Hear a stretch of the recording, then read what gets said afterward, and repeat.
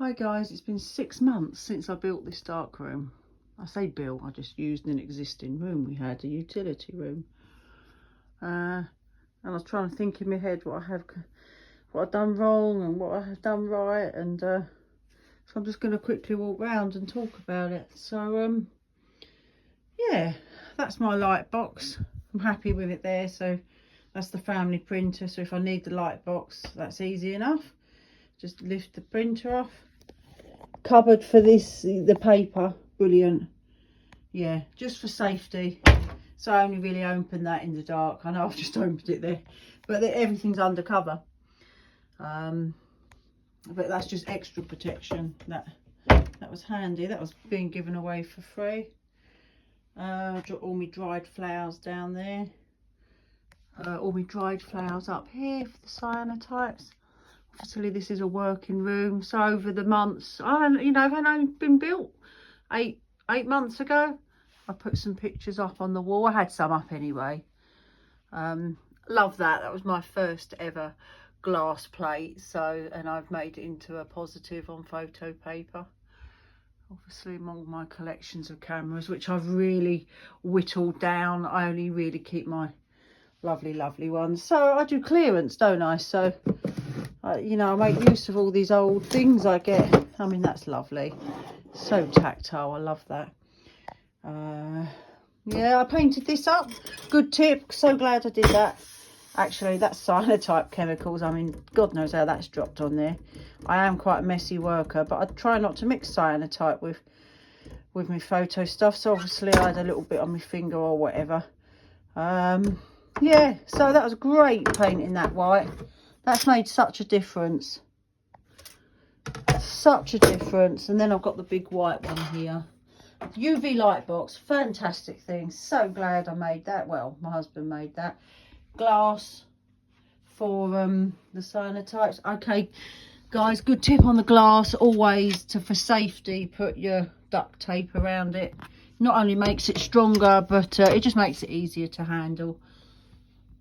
That's where I keep all my negatives. So much as I'd love a dedicated dark room, I've got by with this. It's absolutely fine. That's my latest camera. Love that. And that's the negative I made, but you know that this has been worth its weight in gold. I was lucky, a friend gave it to me, cheap as chips. Fantastic. So next week I'm going to be doing the contact prints of the 120-year-old negatives on it, and I'm going to be developing some colour negatives for the very first time. So to hand, when I'm working, because I'm in the dark, I've got everything up here. I've got all my different lenses for the different formats in the camera. The holders. There's things here that I just need to hand. This is fantastic. I didn't buy much new, but try and get yourself a new focusing ring to look at the prints. Just don't do what I do for weeks. Could hardly see anything. I realised I had that shut too much. So as soon as I opened up, the light comes, it reflects off the light on the enlarger onto that, and then you put your eye down, and that's brilliant. And then always try and keep, so this is my dry area, and then over here we got the wet area. So I keep all these, is all my chemicals. So this is modern day chemicals. These are the chemicals for my large format. I keep the chemicals separately for the film. I keep the chemicals separately for the cyanotypes. I've got separate trays. I've got separate of these. One thing I've learned, chemicals don't last long. You're lucky if you get 2 months out of them. And that's with them covered. Always cover your chemicals. So I keep them covered. Yeah, that's a bit of a disappointment, how quick the chemicals go off, modern day chemicals.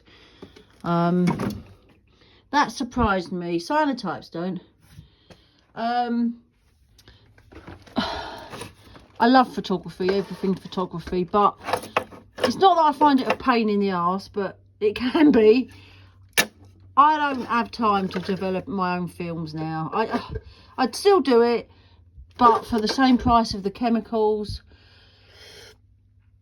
and someone to scan them for me, I send it. Well, I am going to start sending them away, so they're going to send me just the negatives back, and I know I can do it if I want to, and I've developed lots of films myself, but I think for now I'm going to be sending the 35 mils away. I might still develop my own 120 mil and the other formats. Yeah, I'm happy with how it's gone. Sink is great to have, but I could get by if there wasn't a sink here.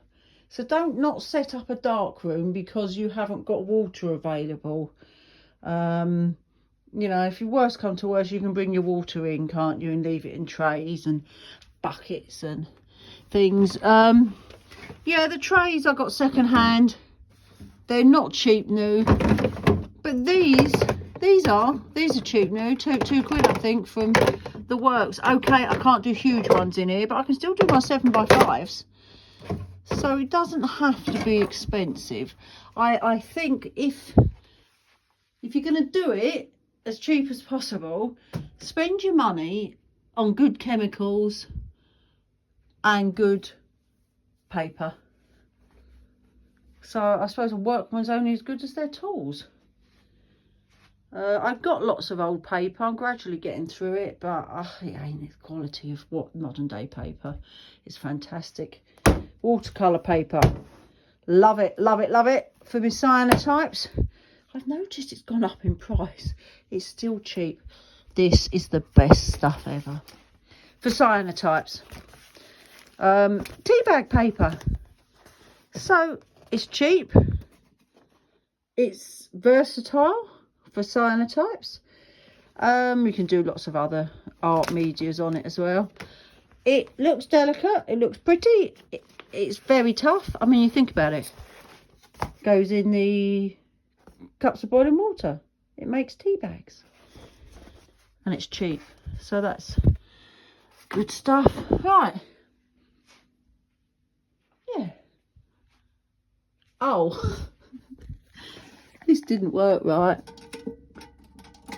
Took it off the wall to give to my husband to have a little go at, and I realised you wind it up at the back. So that's working again. Good old-fashioned equipment, hey? That's my husband's area. Oh, I thought I better allow him a little bit. He does model buses. That's my chemicals I keep up there. Yeah, out of the way. Keep your chemicals. Like, some of the chemicals I use are potent. I mean, photographers used to blow themselves up. Sounds dramatic, but I can see why when there's no ventilation in it. Especially, you know, you've got the silver and another one here that's, oh, it's so potent. The selenium. And then when you're mixing stuff together, projectionists used to blow themselves up a lot more than photographers. So, yeah, that's something I'm not into. Really. I love an old projector, and I've done a few up and sold them on, but yeah, my passion's still photography. And I just like working in here because all these pictures up here, I used to be a wedding photographer. I retired, well, I was a bit young to retire, but let's just say I gave it up about a year ago, and I miss it like crazy. And I went all around the country photographing weddings. I've been photographed prime ministers at Houses of Parliament. I've done some amazing jobs, but for various reasons and another health reasons and another successful business, I gave it up whilst I was at the top. And that's given me more time to dedicate to my own darkroom. Yes, just some of my favourite pictures of friends and family that I've taken. Yeah, one day I'm going to have my own purpose-built darkroom. But it won't make me any happier than here. All it might do is enable me to run some workshops, which I probably will in the future. But for now, it's all about me and what I want to do. Yeah, post-it notes about not one of these that thinks I know it all, because I forget things. So I post-it notes of my favourite settings about, and examples. I've always liked examples to show you, rather than talk about it, you know. So like here I've got all my examples of the different grades, so I can actually physically see it.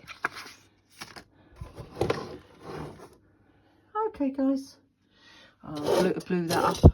My husband, his family. Gosh, that looks like my eldest daughter and youngest. So obviously I keep things like that. I mean, that's a test, you can see. I would imagine 12, 8. No, sorry, 12, 10, 8, 6, 4, 2. Yeah, that's normally how I work. So that's how you do your test. And then I don't want to throw things like that away. So there you go, that can stay there. Okay. Bye everyone.